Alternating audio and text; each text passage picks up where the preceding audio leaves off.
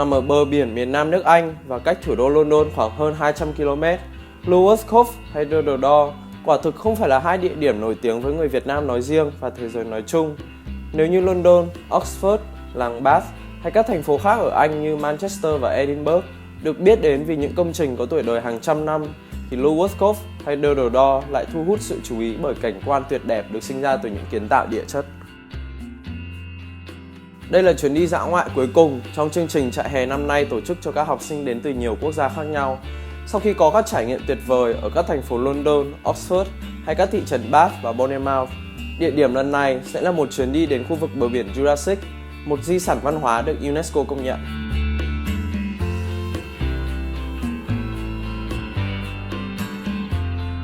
Để di chuyển đến hai danh lam thắng cảnh này, mình khuyên các bạn bắt đầu từ thị trấn Bournemouth vì đây là thị trấn lớn gần nhất với khoảng cách là 43 km, tương đương với khoảng 26 dặm. Do đó, các bạn có thể dành một ngày để có một chuyến đi hay ho bổ ích đến cả ba nơi.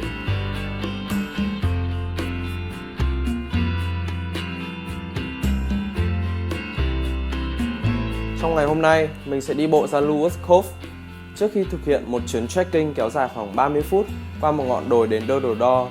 Ở đây, mình đã dành thời gian để chụp ảnh và nằm nghỉ trên bờ biển. Tổng quãng đường đi bộ của mình vào ngày hôm đó chỉ khoảng hơn 4 km và mình mất khoảng 3 tiếng đồng hồ để vừa thăm thú hai địa điểm và di chuyển.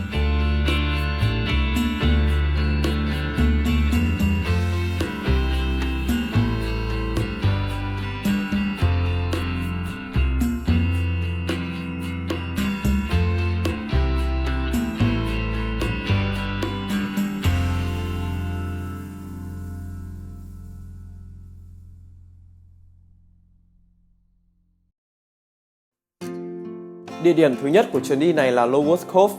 Đây là một vịnh có hình bán nguyệt được tạo ra khi sóng biển đánh qua một lớp đá Portland mỏng chạy dọc bờ biển này từ cách đây khoảng 1 vạn năm. Cụ thể hơn, khi lớp đá này bị ăn mòn, sóng biển sẽ dễ dàng đánh trôi lớp đất sét ở phía sau. Khi vượt qua một khu vực có khe hở, sóng sẽ tạo ra hướng đi theo hình bán nguyệt và tạo ra một vịnh có hình dáng kỳ lạ như là Lewis Cove.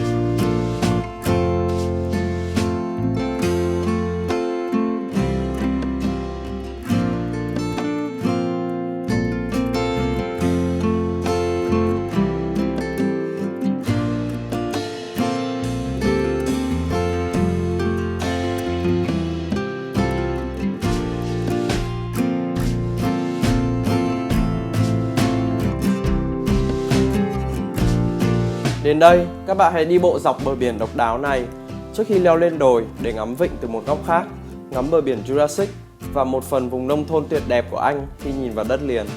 Từ trên đỉnh đồi, mình lại nhớ đến khung cảnh khi ngồi trên máy bay nhìn xuống vịnh Đà Nẵng, được bao quanh bởi dãy Bạch Mã và bán đảo Sơn Trà.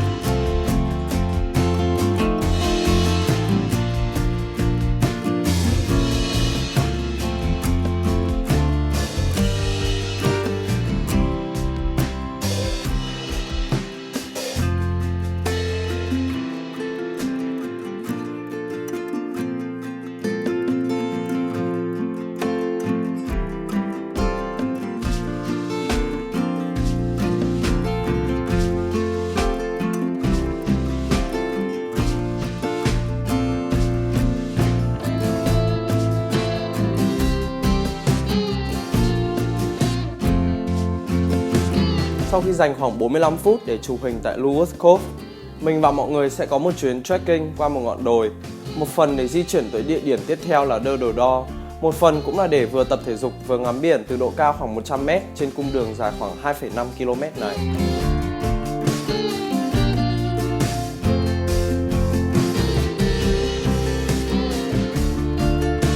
Mặc dù đoạn đường hơi dốc, nhưng một khi đã đặt chân lên đỉnh đồi thì các bạn sẽ bị choáng ngợp bởi cảnh quan hùng vĩ.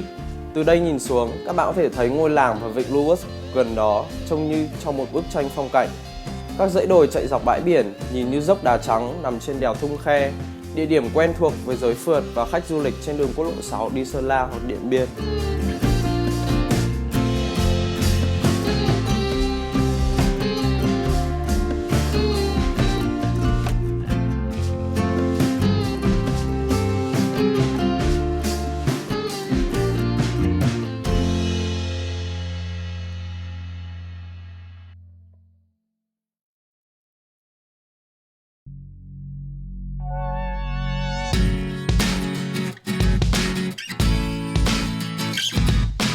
Bây giờ thì mình đã tới khu vực bên trên Đơ Đồ Đo.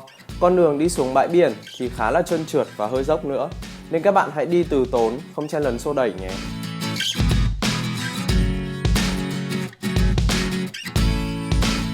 Chắc các bạn sẽ thắc mắc vì sao mỏm đá này lại có một khoảng không ở giữa, tạo thành hình cổng vòm như thế này đúng không?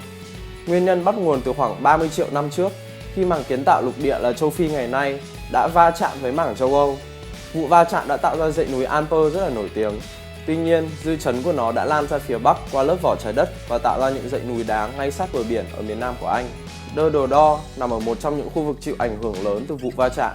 Khi sóng biển đánh vào lớp đá vôi cứng ở đây, những tảng đá mềm hơn ở phía bên dưới đã bị ăn mòn đi đáng kể, tạo ra một mỏm đá hình vòng cung như hiện giờ.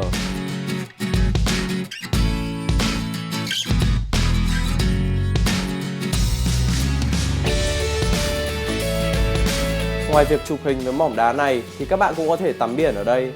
Nếu như điều kiện thủy triều và thời tiết thuận lợi thì các bạn có thể bơi hẳn ra chỗ bên dưới mỏm đá.